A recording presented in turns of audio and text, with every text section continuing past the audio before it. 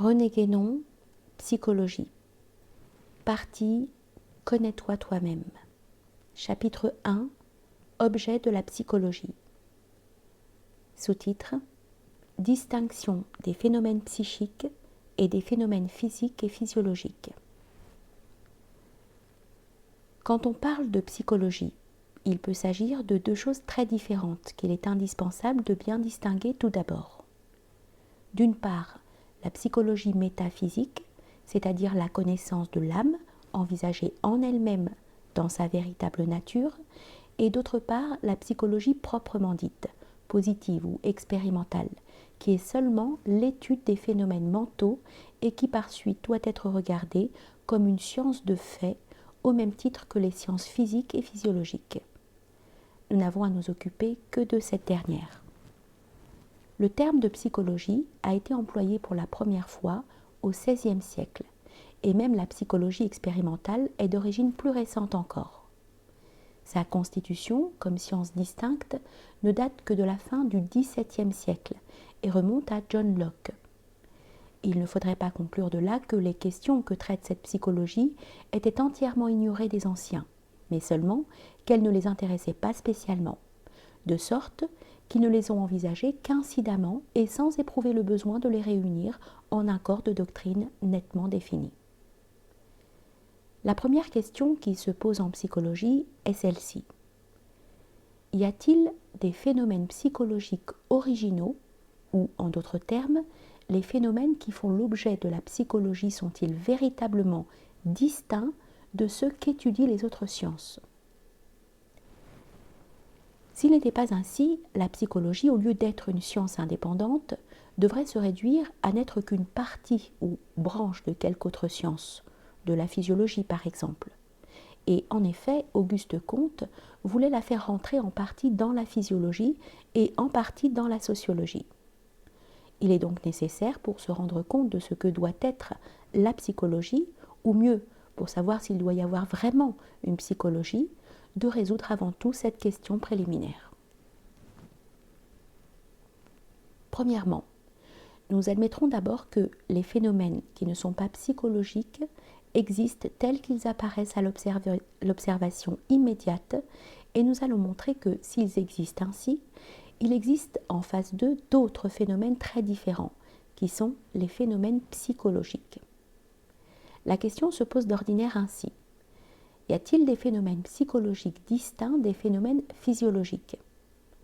Car on a émis l'hypothèse que les phénomènes psychologiques ne seraient qu'un double ou épiphénomène des phénomènes physiologiques. Mais la question doit être élargie et il y a intérêt à la faire entrer dans celle-ci. Le phénomène psychologique se réduit-il au phénomène physique ? En effet, les phénomènes physiologiques sont des phénomènes physiques, du moins au point de vue de l'observation. Et si on admet que le phénomène psychologique diffère du phénomène physique, au sens ordinaire de ce mot, c'est-à-dire que ce qui se passe dans les êtres vivants ne se réduit pas à un assemblage de simples réactions physiques ou chimiques, on admet déjà implicitement par là même la présence d'éléments psychologiques sans lesquels une telle différence serait inexplicable.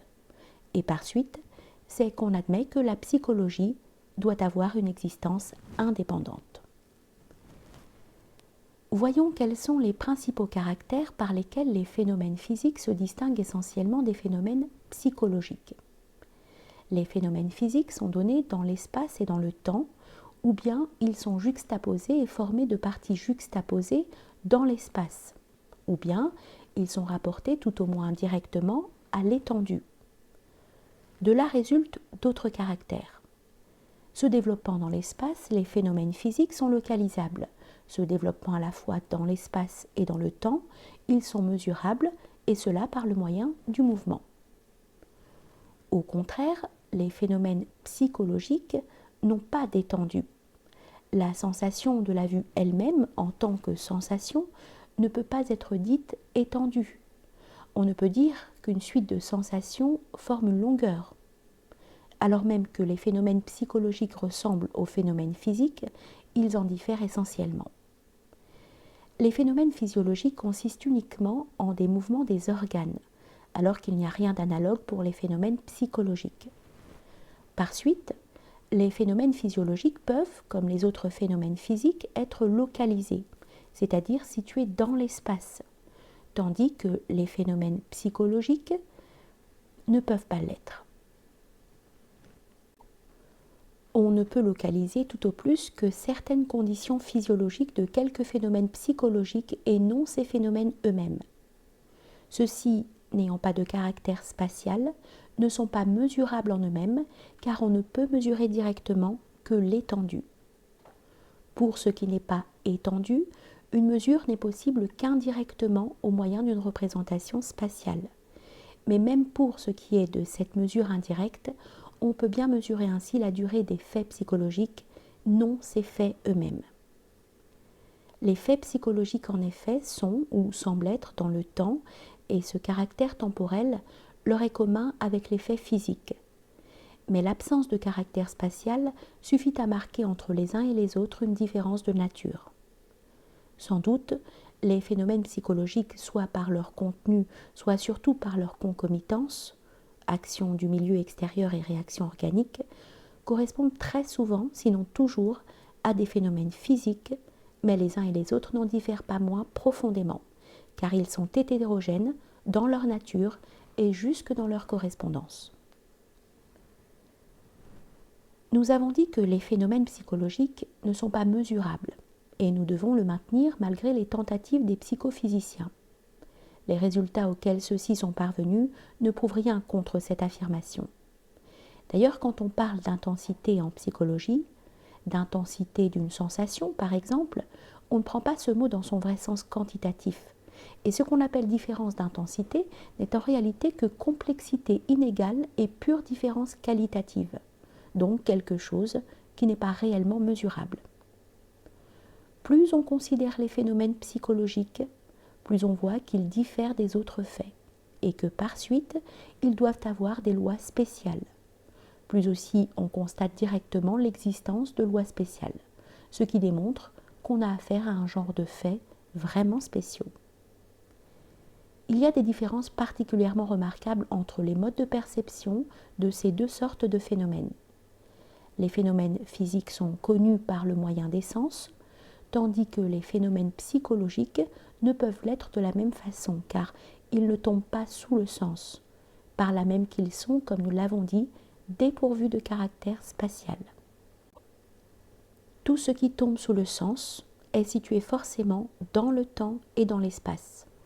Il faut donc que les phénomènes psychologiques soient connus d'une autre façon, et ils le sont en effet plus directement que les faits extérieurs, mais d'un autre côté, tandis que les phénomènes physiques sont des objets de perception pour tous les êtres doués du pouvoir de sentir, les phénomènes psychologiques sont incommunicables.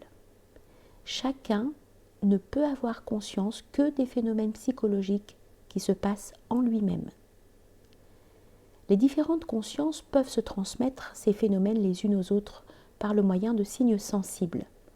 Mais ce n'est jamais là qu'une traduction et la nature de cet intermédiaire sensible entre deux consciences, qui, tout en communiquant ainsi indirectement, restent cependant fermées l'une à l'autre en réalité, marque la différence entre les phénomènes de conscience et les phénomènes sensibles.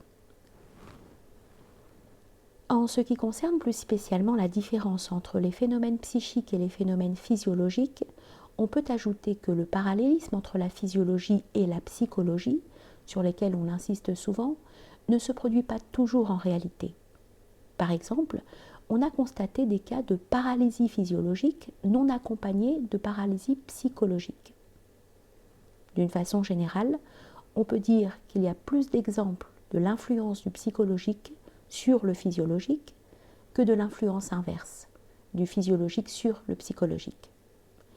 Enfin, certaines lois psychologiques n'ont pas d'équivalent physiologique.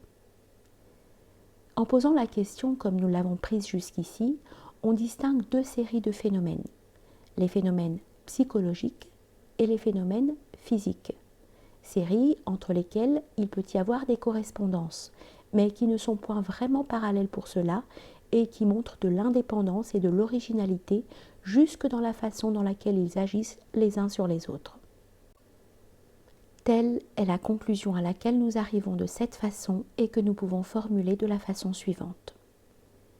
S'il y a réellement des phénomènes physiques et physiologiques tels qu'ils se présentent à l'observation immédiate, il y a en face d'eux, différents d'eux par la nature et par leurs lois, d'autres phénomènes qui sont les phénomènes psychologiques.